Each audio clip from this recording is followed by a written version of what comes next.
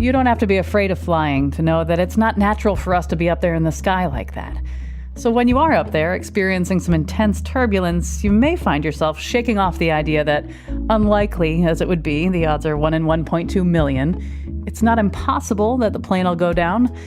Today you'll hear stories from 2 people who were on planes that crashed and survived, including one woman who was one of only 2 survivors of a crash that killed 107 people, 59 of which were her classmates. Is this actually for real? Like, am I actually inside a plane that's like malfunctioning? Like, this doesn't happen. And you'll hear from a pilot who leapt from his plane as it was going down, suffering 3rd-degree burns all over his body, including his face. What was he thinking when he saw his face for the first time after the crash? It was a real shock. I mean, I looked like, the distant cousin of like the Elephant Man. I'm Kyone Wolf. That's coming up next on Audacious, right after the news. From Connecticut Public Radio in Hartford, this is Audacious. I'm Kyone Wolf. Back in 2002, I was on a flight from San Francisco back to the East Coast when there was a lot of turbulence. Like, a lot of turbulence. Now, besides the fact that I definitely feel like it is wholly unnatural for a human being to be hurling through the air in a metal tube, unlike the estimated 25 million adults in the U.S. who are aerophobic, I've never really been afraid of it. I don't know if it's that the odds are so low that anything could happen, or I don't know if my heart just can't handle one more thing to be anxious about that I can't really control, but I've always kind of loved flying. What an achievement of technology, right? And what beautiful views. So when the turbulence started on this flight, I didn't really think much of it until it got really bad. Like, people doing the sign of the cross and downing their drinks, bad. Now, when it occurred to me that this could be the end of my life, I felt euphoric. Now, hear me out, because these were the things that were crossing my mind as the plane rattled and dipped. I've always wondered how I was going to die, and now I know, and I have a few seconds to think about my loved ones. That's nice, and I'll probably die instantly, and that's good. I don't want to suffer. And it wasn't because I did something stupid like drive drunk. It was just I bought the wrong plane ticket, Now, spoiler, the plane did not crash. And most of the time, that's how that story ends, right? The odds that you'll be in an airplane crash are about 1 in 1.2 million. And the odds that you'll die that way, 1 in 11 million. Our guests today have defied odds. They have harrowing stories about survival and how that one event changed the rest of their lives. Later, you'll meet a man who was learning to fly solo when the wing of his aircraft caught fire. But first, Getty Okuchi, which is 16 years old when she woke up in a South African hospital. 3rd-degree burns covered over 65% of her body, including her face and her head. She was one of only 2 survivors of a December 2005 crash that killed 107 people. 59 of those were her classmates, flying home from their boarding school in Abuja, Nigeria, for the Christmas holidays. The final reports from the investigations said that it happened as a result of pilot error in response to extreme wind and rain conditions. I asked Getty what did she remember from Sosoliso Airlines Flight 1145. Most of it was uneventful. It was just a regular flight, nothing special, nothing odd, which is exactly how flights should be. It didn't start to get weird or, different until the end. By the time we started descent into the airport, that was when the weirdness started, basically. But before that moment, it was all fine. So what did happen? It started with turbulence. At first, it wasn't anything to worry about. If you fly, it's a thing that happens. It's not a big deal. But then it just kept going and kept getting worse. And at a point, it just got obvious that something was different about this one. And no one wanted to say anything. There was no shouting or anything. It was just dead quiet in the cabin. I remember feeling like the tension was just thick in the air of what everyone was thinking, but didn't want to say, because you don't board a plane thinking that the worst will happen, or it's so rare. Even though it's a fear that at the end of the day, it is kind of in the back of everyone's minds, but you go so long with nothing happening, you think it's just never going to happen because it's just something that doesn't really happen, So at some point, a lady just there was a scream from the back of the plane. That was what just like broke the tension, and everything just kind of spiraled into chaos with screaming and shouting. No running around or anything, obviously, just like people just kind of screaming bloody murder, just like and shouting God, praying loudly. And I just remember sitting there shell shocked because it was just movie like. It was just like, is this real? Like, what is happening right now? Is this actually for real? Like, am I actually inside a plane that's like malfunctioning? Like, this doesn't happen. My last memory is holding my friend's hand. I was in an aisle seat in front, and she was in the aisle seat next to mine. And I remember like her eyes, like she was just like huge eyes, glassy, looking at me. And she was like, what do we do? What's happening? What is this? What do we do? And I was like, I don't know, maybe we should pray. That's my last memory before everything just went dark. It was literally just like this nails scraping on chalkboard kind of scraping sound that kind of jarred the brain. It sounded like metal scraping against metal. And that's like the last thing I remember before the darkness just took over, which is, I'm guessing, when the plane hit like the ground or something. My next vivid memory after that is, I was lying down in the hospital bed and I was in South Africa. I was looking up at the nurse and my mom's face. And did they tell you, that this plane had crashed? Out of the 109 passengers on the plane, only 2 survived and you were one of them? Like, how did they tell you what happened? When I opened my eyes from the coma, I knew what had happened because my mom had been telling me what happened in my comatose state. She was talking to me.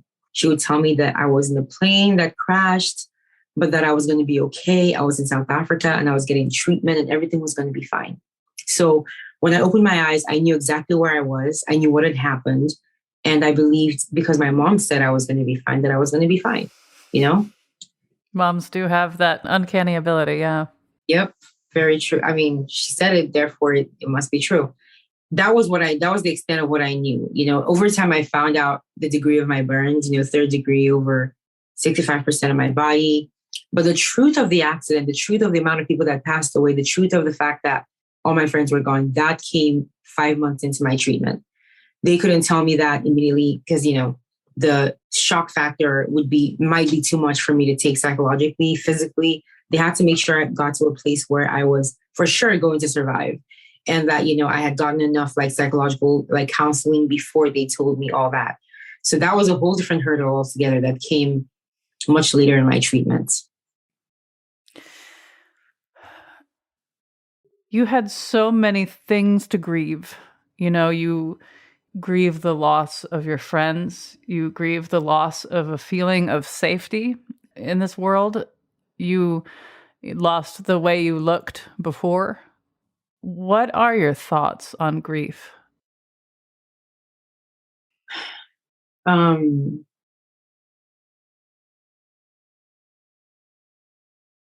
Grief is, for me, it was this overwhelming emotion that felt like a sinking, like a constant sinking feeling, sinking into yourself, into darkness, and not being able to see a way out, not being able to see anything past your trauma, what you're currently going through.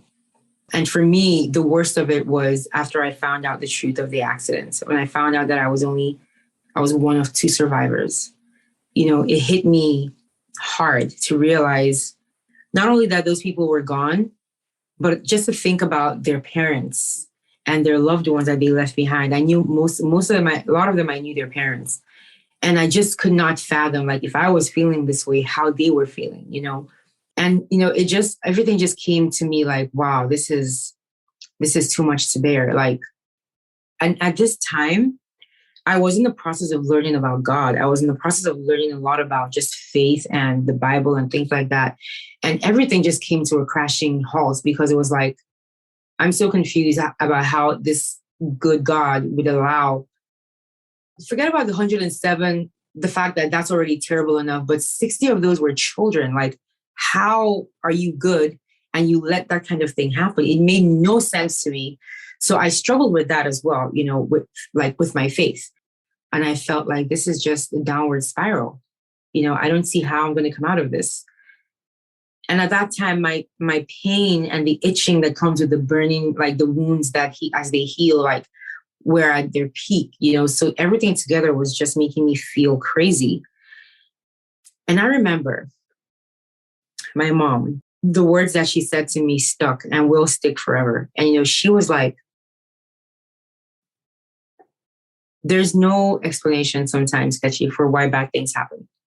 Sometimes it happens.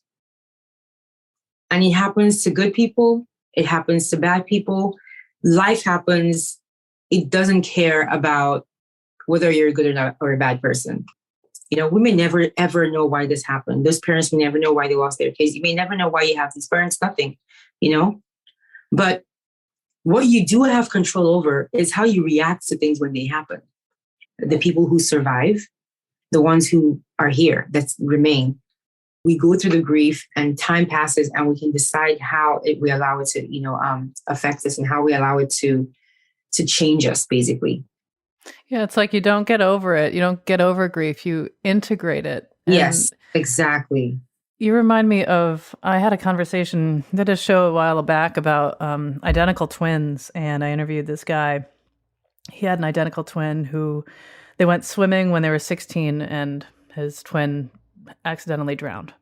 And now he feels, and he's in his 70s now, he feels like his whole life he's wanted to live twice as much, like for his brother. And I wonder if that is part of the way back of your head, not that you owe it to these people who died, but is that something that is a component to the force with which you integrate this grief? Definitely. Oh, heck yeah. I mean, that is a definite reaction and response to grief. That was a major part of my purpose, is a major part of my purpose, to live for the 60 angels, because that's what they started calling the kids that passed away that day, to live for them. I had to. I survived something that they didn't. I am here and they're not. And I felt this responsibility, I didn't pull myself out of that plane. But for some reason, I got the second chance at life that they didn't. Myself and one other person who I didn't even know before the accident. Whatever I find myself doing, wherever I find myself, whatever it is, however mundane or amazing, do it completely and fully with my entire being. Put my whole self into it. Do it as excellently as possible. Live as excellently as possible in every situation, the ordinary ones and the extraordinary ones. For me, I felt like that was the least I could do, to show those angels that I appreciate this second chance at life that I have. And I'm going to live it and make them proud so that they can look down on me and know that I am not taking this life for granted. And I needed their parents and their loved ones and their siblings to know that this was not a life that was being taken for granted at all. I needed them, of all people, to know that I was doing my best with this life, because I knew that it meant that much to them. So, you face death in the most personal way. And so life has to mean that much more to you. Just has to.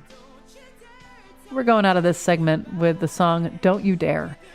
It's a track off of Getty's self-titled album, which just came out on April 15th. We'll have a link to it at ctpublic.org/audacious. When we get back, what it was like for Getty to get on a plane again. The worst has already happened. What? Look, it's done. It's over. I've already finished my karma in this particular thing is run out. It's done. Plus, I did not look down. I knew not to look down. And then I jumped from the trailing edge of the back of the left wing of the aircraft. I landed feet first. What it's like surviving a solo crash as a pilot. I'm Kyone Wolf. This is Audacious. Stay with me.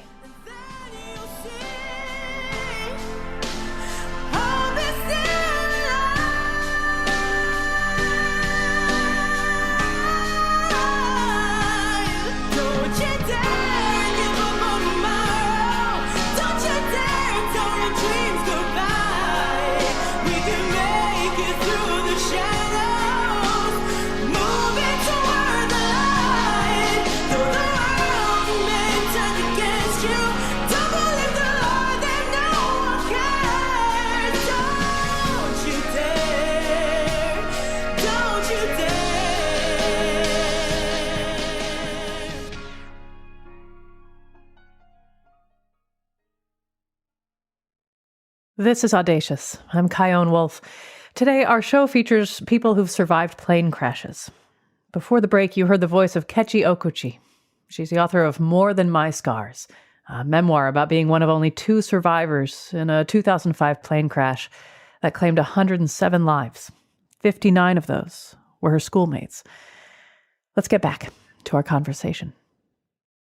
A couple of years ago, I was riding my bike through an intersection in Hartford, and I was hit by a car. And Oh my God. thankfully, I had a helmet on, so that's what insured so I could tell the story later. But broke my collarbone, got a plate and 8 screws, and I remember when I was cleared to get back on the bike by my doctor, the first thing I did was ride through that intersection because I'm not gonna develop something stupid over this. I'm not gonna start developing some sort of phobia. And I was all bike all the time. And then about a year later, I was like, you know what? No, not gonna ride my bike on the street anymore. So now I take my bike to like a reservoir where it's off the roads and stuff. But what was it like for you when you got on a plane for the first time after all of this? Was it anything like that? So the answer is kind of interesting because if we're talking about the actual, like very first time I got on a plane after, it was the next day because I had to fly from Nigeria to South Africa to start my emergency treatment. Nigeria, we didn't have the infrastructure, in place to care for it, like the level of burns and injuries I sustained. So the next best place, the place that did have that was South Africa, Johannesburg. I do remember the flight from Nigeria to America. And at that point, honestly, I knew that I'd already flown twice since the accident. And in my mind, it seems like no matter what I do, this whole flying thing is just going to be my life. Like, you got to fly to get to places. Like, what the hell? Plus, like, what are the odds, right? Please, what are the odds? Like, Please, come on. You've used it up. It's done. Exactly. So that was literally my point of view. I was like, you know what? Screw this. The worst has already happened. What? Look, it's done. It's over. I've already finished. My karma in this particular thing is run out. It's done. Lord, if it happens again, just might as well take me. It's done. I'm Clearly. Got it. That's how you want me to go. Okay. Got it. Message received, Just make it quick. Exactly. So that's how it was for me. I was just like, I can't seem to avoid it. Got to fly to get around. Got to fly to get treatment. Got to fly to get to a hospital. Got to fly. Okay, cool. So what changed was that right before the wheels touch the ground, literally not even as we're descending, but that moment where the wheels, like those seconds before it makes that impact with the ground when the plane's coming down, I used to have this reflex reaction that I couldn't control where my heart would start pounding and I would just start feeling like nervous. And I would have to like typically hold onto the hands of someone I'm traveling with or like grab onto like the seat handles. That obviously is a reaction from like my trauma, clearly, but it's based off of a memory I do not have. I can't remember.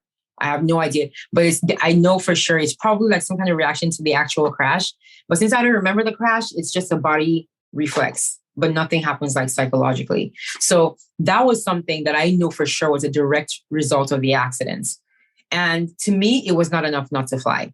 It was like, that's the one thing I need to deal with to fly, then I'll do what I have to do, But interestingly enough, with what you said specifically about going back to ground zero, quote unquote. So 2015 was the first time I went back to Nigeria after the accident happened. 10 years passed. I wanted to be there in person for the 10-year anniversary, right? So I flew back home and I flew into Lagos. Now, the accident happened in Thesakit. So I would have to fly from Lagos to Port Harcourt, basically. So that's a local flight. So that would be my first local flight. And it was literally the route, that the accident happened. And so my aunt was like, Kechi, let's talk about this. Okay, so the thing is, we can't fly in today, which is the 9th, to Port Harcourt for the thing, which is on the 10th, which is the anniversary of the accident. It looks like we're going to have to fly in tomorrow, December 10th. So what do you want to do? How do you feel? Do you still want to go? What do you want to do? And I remember thinking about it for 2 seconds. And I was just like, yeah, hell yeah, we're fine. We're going. There's no, because that day is not, we're not about to jinx that day or give it some weird kind of juju vibes. Like, it's just a day. And I'm not about to like allow that day to become something that it's not. So if we have to fly December 10th, then we're going to fly December 10th. It's just another day. That day it's not cursed. Okay. And we're not going to give it that feeling. So, at the end of the day, also, how am I going to live the life I promised I would live if I only went to places I could drive to? Yeah. It's not possible. So, yeah. You were just 16 when this happened. Being 16 is hard enough, let alone to have to be face to face with this experience. And you're in your early 30s now. You of course, you did a TED Talk. You're on America's Got Talent, which, by the way, you have a beautiful voice. Thank you so much. And now you have a memoir, More Than My Scars. Yes. I came out at the end of March. And that's a lot to pack into this little bit of life, almost double the life that you've lived before the crash. If you, as you now, were able to talk to yourself as you boarded that plane, you wouldn't be able to stop her. Things would happen as they would. Yeah. But if you were to be able to say anything to her as she boarded that plane, what would it be? What would I tell her? I would tell her that life very rarely goes the way that you plan for it to go. I would tell her that man proposes, God disposes. I would tell her to take that very seriously. Things happen that just like blew our plans out of the water, you know? What I would tell her is what my mom told me. You cannot control what happens to you in this life. You cannot control life, but you do have some power over how to react when life happens. So just keep that in mind as you're living, okay? I think that's the best advice I could possibly give her, give anyone, really. Yeah. While it is obviously something that will be defining for you for the rest of your life. True. It's also like you're more than this. I'd like to hear about that tension between this being everything and also you have so much more. That idea of being more than what has happened to me, more than my trauma, that is literally the theme of my book. That's the whole point of it, being more than your scars. We are more than the things that have happened to us. We're more than our physical appearance. We're more than our trauma, mental, physical, psychological, whatever you want to call it. Not only is it my life mantra, but it's the foundation of my identity. Being thrust in a position like mine, where I was stripped of my physical, I had a choice to make. Was I going to allow myself to be defined continuously by what the world decides is beautiful? Or was I going to find beauty in something that went beyond the physical? I knew that if I wanted to live a life that was free and open and genuine, authentic, I could not afford to allow other people to tell me how to feel about myself. So I had to understand that there was more to me than my physical appearance that was taken from me. And the moment I understood that, I felt a freedom that I cannot explain. You know, you have to understand, like, as a 16-year-old, and I don't know if you've seen any pictures of me from before, but like, I was gorgeous and I was so aware of it. And I, as a teenager, like, I was like any typical girl. Like, it was, so my appearance was very important to me. And the fact that I was pretty made me even more confident. So it became a case of like losing that physical thing and then being afraid of like how much of me would change because I was different now on the outside. You know, I had to come like at a like face to face with myself and see just how much of me actually, my confidence, how much of my other qualities that I like about myself come out of my confidence from in my physical appearance. Let's figure this out, Getty. And if it's really bad, then we need to start therapy ASAP, you know? But if it's not, then at least now we know that we value other things about ourselves too. And so when I first saw myself in the mirror after the accident, the first time was like 4 months in, I remember just thinking like, damn, who is this? This looks nothing like Getty.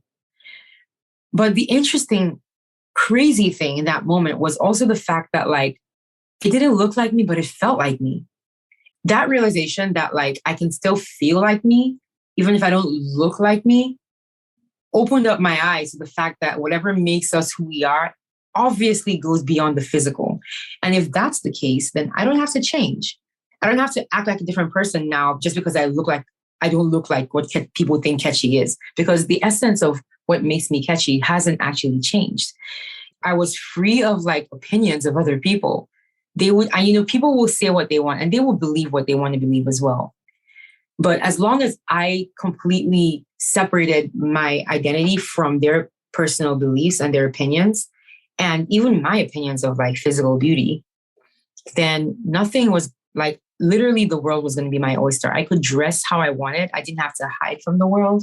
I know the ironic thing about hiding scars and hiding stuff is like, the more you try to hide it, the more obvious it becomes, because that's all people see. Like the thing you're hiding the most becomes ironically the only thing people see, because it's so obvious that this is something that means so much to you. You're so self-conscious about it. It becomes instantly obvious. It's almost like a person who is so uncomfortable with like their hair and keeps fidgeting with their hair every time they talk. And you can tell that they're trying to like, make it seem like, it's fine and always like fussing with it. I mean, that's all you're going to see. All you're going to see is the hair. That's all. And I feel like that's what it is with like scars. Like with my scars, I felt like if I try to hide this thing, that's all people are going to see about me, which is so funny because that's the whole point of me hiding is because I don't want them to see, So why bother? Why hide that? I feel like being myself, wearing what I want, doing what I want, that is what has helped in my interactions with people the most, because that's what helps them see beyond my physical appearance, me just being me. And that's the same for anyone, I think. So I think that's all kind of how I define being more than your scars and being more than the trauma, the things that happen to you. Me being myself and being authentic and presenting that authenticity to the world is what has helped the most in relationships, because like when you're yourself, then people get to see beyond what's on the outside. And I that's what I want more than anything, genuine relationships and genuine interactions. I know that when people see me, I know how I look. So it can be daunting for someone who's never met me before. And I feel like I have a role to play in how we receive each other in that interaction. I'm not passive. I can decide how this conversation and this interaction goes. And so if I'm just me, it helps you get more comfortable, and then you get to see beyond the scars and get to see catchy. So that's how I've kind of lived my life so far. And it's pretty much the reason why I wrote this book. I wanted people to understand that we are more than our trauma, and that there's life after trauma. Ketchy Okochi, I so appreciate that you're still here, and thank you for your generous time with me. Thank you. Thank you. I appreciate it, Kayon. It's been such a pleasure. Thank you for having me. You can read so much more about Ketchy's experience after the crash in her book, More Than My Scars. And you can experience more of her beautiful voice now that her album is out. We'll have links to both at ctpublic.org/audacious. After the break. The pain washed over me like a giant tsunami from head to toe. And in all sincerity, I didn't believe that I was going to be able to hold on. What happened to a pilot who survived a crash? I'm Kayon Wolf. This is Audacious. Be right back.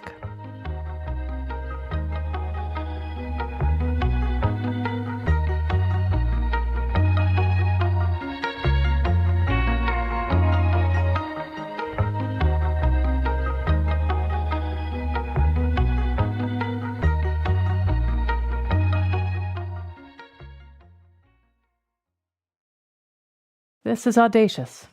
I'm Kayon Wolf. Today we're meeting people who've survived plane crashes. And now I want you to meet Jamie Hull. It was 2007, and not only was Jamie a soldier with the UK Special Forces, but he was also a paramedic, a mountain climber, a scuba instructor, and a skier. He was participating in a training program in Florida to add pilot to his resume when everything happened.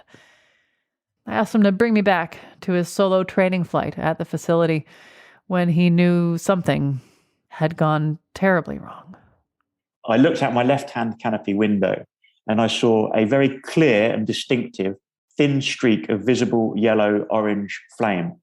And no sooner as I spotted it, I made a concerted effort to not just come crosswind, but then to make my final turn 90 degrees left banking now into wind. I'm now facing the active runway below. But as I turned that final turn now into wind, the fire that I'd seen externally coming from the front portion of the aircraft immediately breached the cockpit internally. So I looked down at my feet on the rudder pedals, and essentially the flames were starting to lap around my feet and ankles. And the thought of what was going on around me was really starting to get me quite flustered and initially panicked. I won't sort of lie about that. I actually felt quite panicked with the situation. And I'm descending down from 1,000 feet indicated. And when I got to approximately 500 feet indicated above ground, the fire was now approximately halfway up in the small chamber of the two-seater cockpit. So I'm now steering gently to my left towards a grassy embankment in the distance. I switched the key to the ignition off, the red switches for what they call magnetos, the Alpha and Bravo off. I switched the lights off, the strobes off, the master switch off. In the center column, now the fuel pump off and the fuel selector valve. I rotate that through 90 degrees and turn the fuel selector valve off. Very low level now, just about 200 feet above the ground.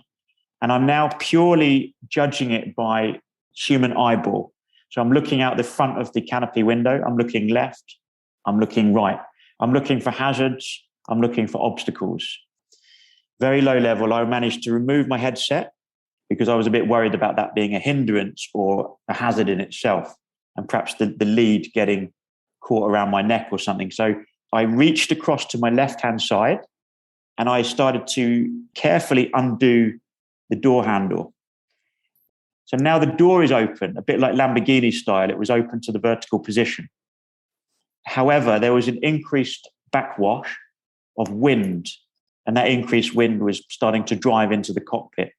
And then very, very low level now, 50 feet, 40 feet, 30 feet, just tweaking the stick between my knees in those last seconds to maintain a good attitude of the aircraft, because I didn't want to come in sort of too nose heavy for obvious reasons, but I needed to sort of pull back at times gently on the stick to keep the flare, to just scrub off a little bit of airspeed.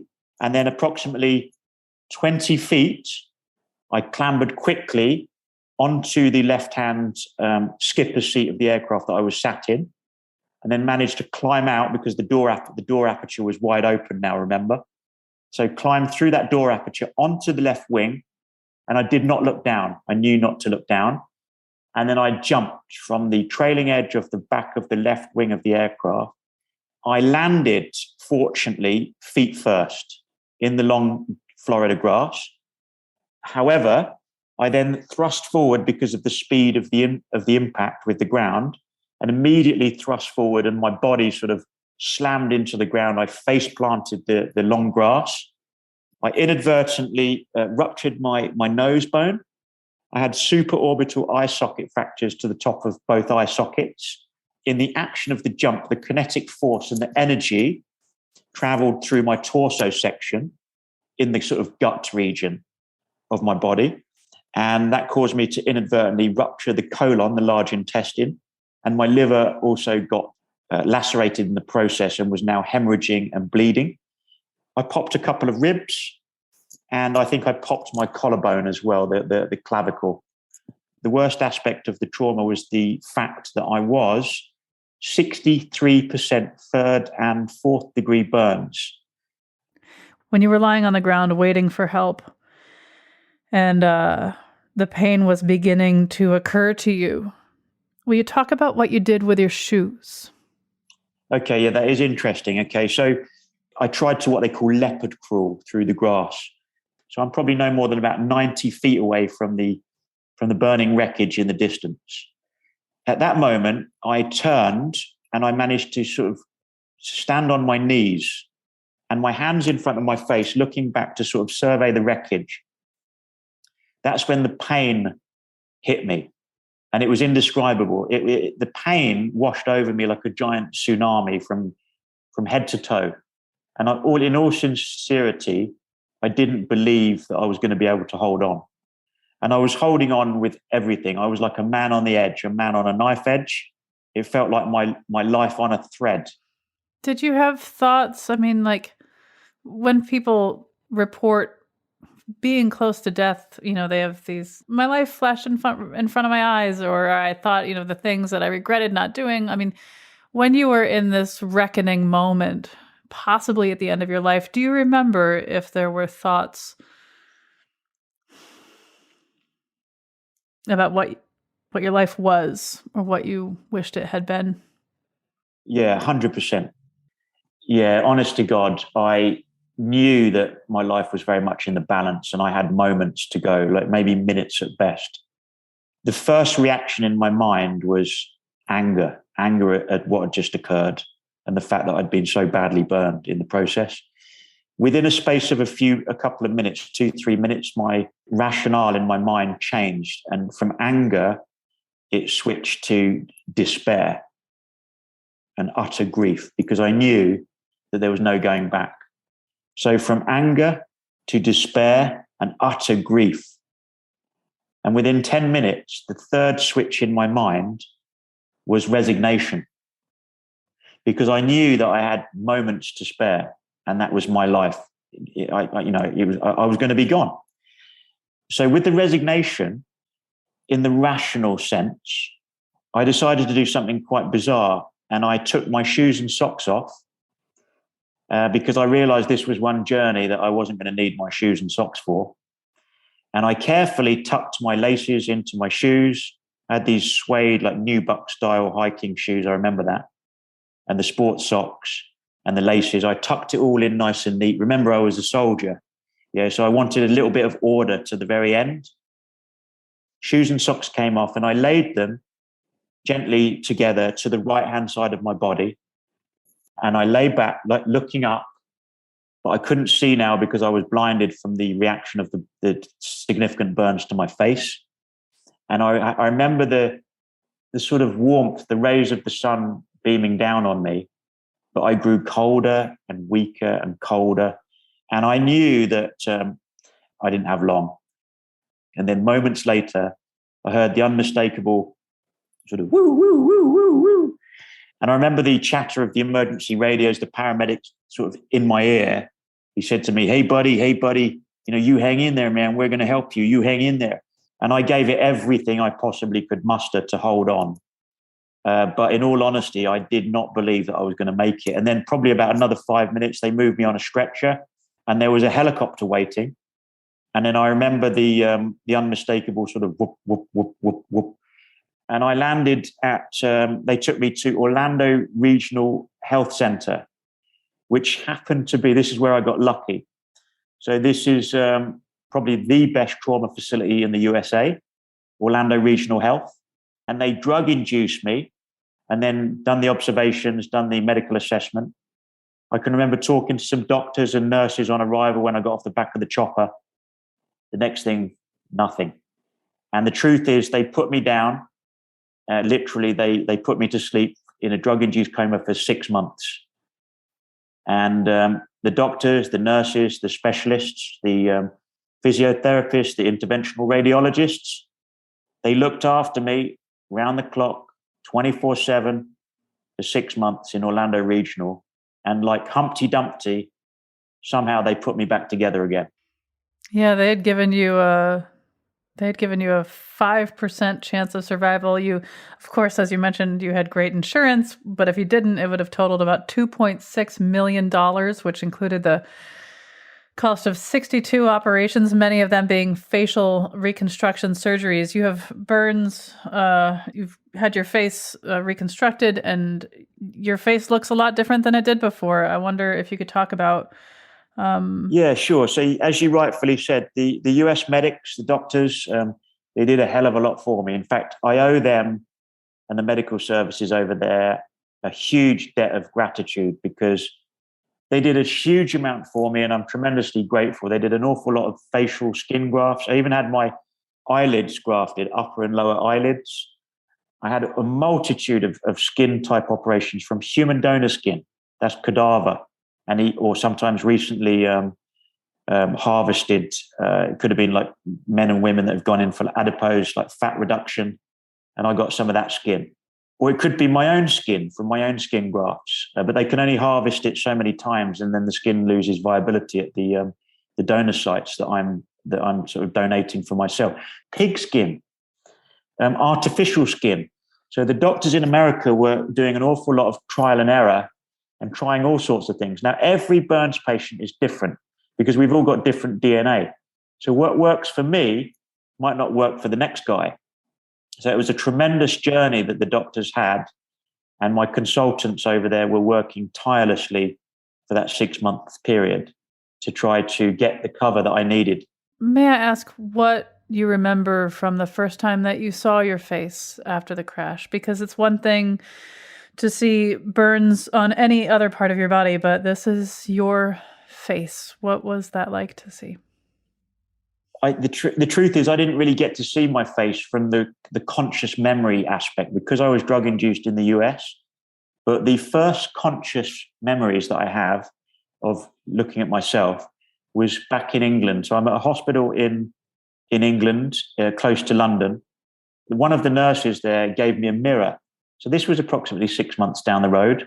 And one of the nurses says, all right, Jamie, you've got to get you sat up in bed now, and we've got to get you looking at yourself because your appearance, your facial appearance has changed, and you need to see what you look like. You need to see what the changes are because, you it's part of your recovery. So she brought me this mirror. I looked at it for the first time. And I remember looking in that mirror 6 months later, and oh my God, it was a real shock. I mean, I looked like, the distant cousin of like the Elephant Man. That's how it felt to me. I didn't recognize myself. I mean, this was in the early years. Yeah, my face was really swollen, really red, really blotchy. And I honestly did not recognize my own face. And that was quite alarming and very disconcerting. And that was as we say, that was a bitter pill to swallow. That really was, that notion of the change of appearance. So it was a real life changer for me. And as a young man, I had to get used to that. And that took a long time, to come to terms with the massive change of appearance. But over the course of time, as they say, time is a healer, and you can figuratively learn to accept. Will you tell me about how you got back in the air? Is it true you got on a hot air balloon? Yeah, correct. So I did a little bit of light aircraft back in the UK. But in all honesty, I was never going to pass the medical now for what they call Class 1 Civil Aviation Authority, Class 1 medical for commercial pilot standards. So that dream was no longer an option for me. However, I did apply for a couple of flying scholarships, and I got picked up for one particular scholarship, incidentally, from the company Boeing. So Boeing sponsored me in 2017, I believe it was. It was interesting because it was what they call a disabled ballooning scholarship to learn to fly a hot air balloon. And I did my training in Italy with a gentleman that had actually been around the world called Brian Jones, who was another Englishman. And so this guy trained me, and I did a full-time comprehensive ballooning aviation course. I did about probably 30 hours with the balloon, training in close to the Italian Alps. So when you watch a movie and it's like Paramount Pictures at the start of the movie? Yeah. Well, that's called Monvisa. And I was flying close to that. And it was a beautiful setting. And I was flying up to altitudes of 10,000 feet without supplementary oxygen. And then finally, when I'd done all the training with the instructor and I did my examination, check flight, and all the written exams, I got to go solo. And that was an amazing thing for me, because there I was, Jamie Hull, remember, version 2.0, the new guy, in the new body, in this new skin. But I'm pinching myself because I was at altitude again on my own, albeit this time it was a little bit more sedate, but unbelievable. I mean, looking down on the world and really reflecting and contemplating the journey that I'd been on. It was a wonderful thing for me to get back in the air and to kind of go full circle with the flying, if you will. And that gave me a lot of confidence in myself And if you like, made me realize that, listen, there's a whole world out there for all of us. And I think my underlying message for listeners is no matter how grave the obstacles we may face in this life can be, that we need to believe in ourselves, that with great will and determination, all of us can overcome life's greatest obstacles. You just have to believe, and you just have to believe in yourself and stay hungry for the process. With that will and determination, we can fight through and we can still achieve our dreams, objectives, and in some cases, like life's goals and ambitions. Because if I can fight through this, I hope that many people can fight through their own journeys and challenges in life. And that's my bottom line, really, hoping to help people and inspire them, but also empower them in their own lives, respectively. And in your life, when the next hard thing happens, like this doesn't mean you're off scot-free and nothing bad is going to ever happen to you. I imagine that when that next hard thing happens, you're going to have so many resources to pull from. For sure. Like for me now, any new challenges pale into insignificance compared to what I've been through. Let's say I wake up out, I feel like I'm having a bad day. I kind of get up on the wrong side of the bed and like the day's not going quite as planned, or it's a tough day, or honestly, compared to what I went through in those early years, coming through the hospitalization, this is a walk in the park. And even though I'm facing new challenges, because we all do, because life's not a bed of roses. Like life is tough at times for all of us. But just to have that continual, perpetual faith and to keep pushing forward, to keep marching forwards, and above all, to keep your chin up. That's really, really important. Keep your chin up and nurture your good mental health. Eat well, sleep well, take some exercise. And because, health is not handed on a plate. We are somewhat rewarded for that effort that we put in, if you understand. I've saved the most difficult question for last, but I hope you understand that as an interviewer for public radio, I have to really put myself in the place of my listeners who will be wondering, who's going to play you in the movie?